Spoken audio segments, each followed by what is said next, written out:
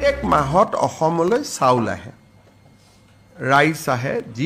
যাৰ থ্ৰদি আমি ৰেচনৰ দোকানৰ থ্ৰদি আমি গাঁৱৰ মানুহক আমি বিতৰণ কৰোঁ আৰু এইটো প্ৰত্যেক মাহে মাহে আহে ভাৰত চৰকাৰে বিচাৰিছে যে লজিষ্টিক ৰেছপন্সিবিলিটিটো গভৰ্নমেণ্ট অফ ইণ্ডিয়াৰ কমি যাব লাগে যাতে দে কেন পুট দ্য এনাৰ্জি ফৰ আদাৰ ইম্পৰ্টেণ্ট ডিমাণ্ডছ সেইকাৰণে তেওঁলোকে আমাক অনুৰোধ কৰিছে যে 3 মাহৰ চাউল তেওঁলোকে একেলগে দি দিব অৰ্থাৎ জুন মাহত জুন জুলাই আগষ্ট এজন মানুহে 5 কেজিকৈ পায় 5 কেজিৰ পৰিৱৰ্তে আমি 15 কেজি দি দিম যাতে জুন জুলাই আগষ্ট নেক্সট সেপ্টেম্বৰত পাব সো 3 মাহৰ নেশ্যনেল ফুড সিকিউৰিটি এক্টৰ চাউল আমি জানুৱাৰীত জুনত আমি একেলগে দি দিম খালি ৰাইজে এটো ভাবিব নালাগে যে এটো ৰাইচ বাঢ়ি গল গতিকে অহা মাহতো 15 কেজি পাম তাৰ পিছৰ মাহতো 15 কেজি পাম 5 কেজি আছে কিন্তু 3 মাহৰ চাউল আমি একেলগে দি দিম প্ৰত্যেক মাহত অসমলৈ চাউল আহে ৰাইচ আহে যাৰ থ্ৰদি আমি ৰেচনৰ দোকানৰ থ্ৰদি আমি গাঁৱৰ মানুহক আমি বিতৰণ কৰোঁ আৰু এইটো প্ৰত্যেক মাহে মাহে আহে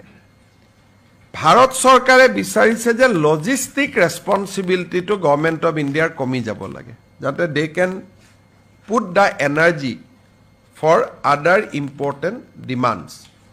সেইকাৰণে তেওঁলোকে আমাক অনুৰোধ কৰিছে যে 3 মাহৰ চাউল তেওঁলোকে একেলগে দি দিব অৰ্থাৎ জুন মাহত জুন জুলাই আগষ্ট এজন মানুহে 5 কেজিকৈ পায় 5 কেজিৰ পৰিৱৰ্তে আমি 15 কেজি দি দিম যাতে জুন জুলাই আগষ্ট নেক্সট সেপ্টেম্বৰত পাব সো 3 মাহৰ national food security actor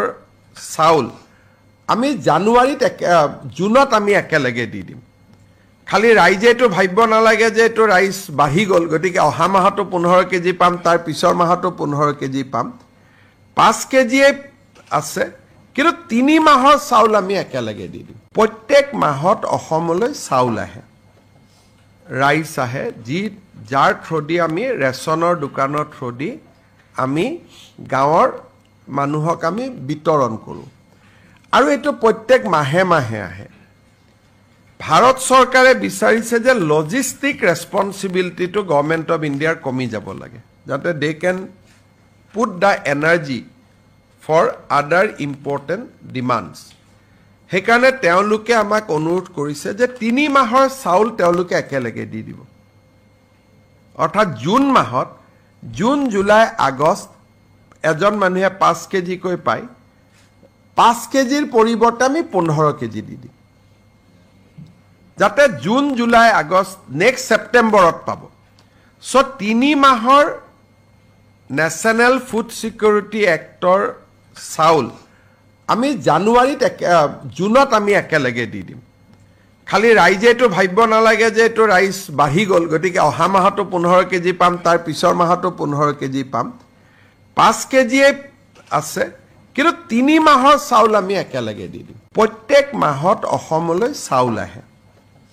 rice আহে যাৰ থ্ৰদি আমি ৰেচনৰ দোকানৰ থ্ৰদি আমি গাঁৱৰ মানুহক আমি বিতৰণ কৰোঁ আৰু এইটো প্ৰত্যেক মাহে মাহে আহে ভাৰত চৰকাৰে বিচাৰিছে যে লজিষ্টিক ৰেছপন্সিবিলিটিটো গভৰ্নমেণ্ট অফ ইণ্ডিয়াৰ কমি যাব লাগে যাতে দে কেন পুট দ্য এনাৰ্জি ফৰ আদাৰ ইম্পৰ্টেণ্ট ডিমাণ্ডছ সেইকাৰণে তেওঁলোকে আমাক অনুৰোধ কৰিছে যে 3 মাহৰ চাউল তেওঁলোকে একেলগে দি দিব অৰ্থাৎ জুন মাহত জুন জুলাই আগষ্ট এজন মানুহে 5 কেজিকৈ পায় 5 কেজিৰ পৰিৱৰ্তে আমি 15 কেজি দি দিম যাতে জুন জুলাই আগষ্ট নেক্সট সেপ্টেম্বৰত পাব সো 3 মাহৰ নেশ্যনেল ফুড সিকিউৰিটি এক্টৰ চাউল আমি জানুৱাৰীত জুনত আমি একেলগে দি দিম খালি ৰাইজে এটো ভাবিব নালাগে যে এটো ৰাইচ বাঢ়ি গল গতিকে অহা মাহতো 15 কেজি পাম তাৰ পিছৰ মাহতো 15 কেজি পাম 5 কেজি আছে কিন্তু 3 মাহৰ চাউল আমি একেলগে দি দিম প্ৰত্যেক মাহত অসমলৈ চাউল আহে ৰাইচ আহে যাৰ থ্ৰুদি আমি ৰেচনৰ দোকানৰ থ্ৰুদি আমি গাঁৱৰ মানুহক আমি বিতৰণ কৰোঁ আৰু এইটো প্ৰত্যেক মাহে মাহে আহে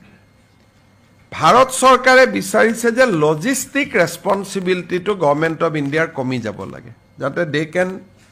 পুট দ্য এনাৰ্জি ফৰ আদাৰ ইম্পৰ্টেণ্ট ডিমাণ্ডছ সেইকাৰণে তেওঁলোকে আমাক অনুৰোধ কৰিছে যে 3 মাহৰ চাউল তেওঁলোকে একেলগে দি দিব অৰ্থাৎ জুন মাহত জুন জুলাই আগষ্ট এজন মানুহে 5 কেজিকৈ পায় 5 কেজিৰ পৰিৱৰ্তে আমি 15 কেজি দি দিম যাতে জুন জুলাই আগষ্ট নেক্সট